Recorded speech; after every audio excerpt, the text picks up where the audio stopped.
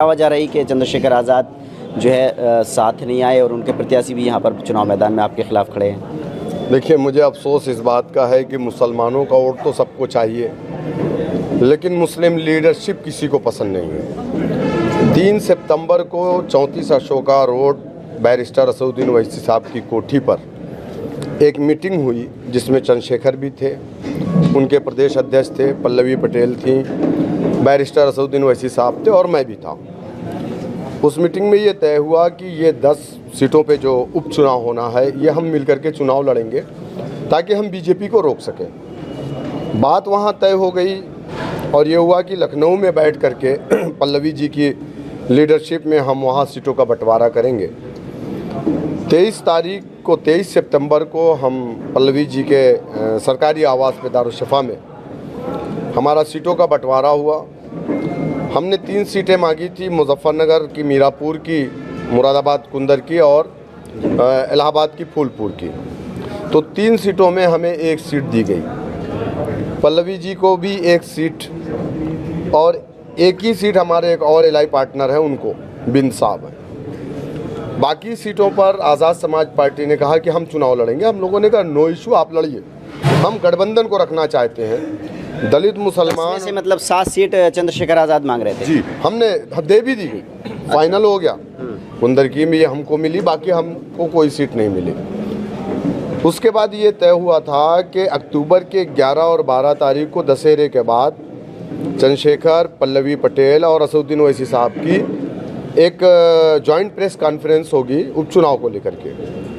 तो मैंने इनके जो प्रदेश अध्यक्ष हैं इनको मैंने फ़ोन किया कि आप चंद्रशेखर जी से बात कर लीजिए, 11 या 12 किस डेट में प्रेस कॉन्फ्रेंस रखनी है। तो इन्होंने मुझे फ़ोन नहीं किया पलट करके। 3 दिन बाद फिर मैंने इनको फ़ोन किया और मैंने इनसे पूछा कि क्या हुआ साहब, सुनील साहब। इन्होंने कहा कि शौकत भाई, हमारे कुछ लोग ये कह रहे हैं कि हम MIM से अलायंस नहीं करेंगे। मैंने कहा आपका क्या फ़ैसला या चंद्रशेखर जी का क्या फ़ैसला? बोले फिर हमारा भी वही फैसला है कि हम अकेले चुनाव में जाएंगे। मतलब MIM 7 सीट छोड़ने को तैयार थी चंद्रशेखर आज़ाद की पार्टी के लिए, लेकिन उसके बावजूद उन्होंने मना कर दिया आपके साथ गठबंधन करने से। बिल्कुल उन्होंने मना किया।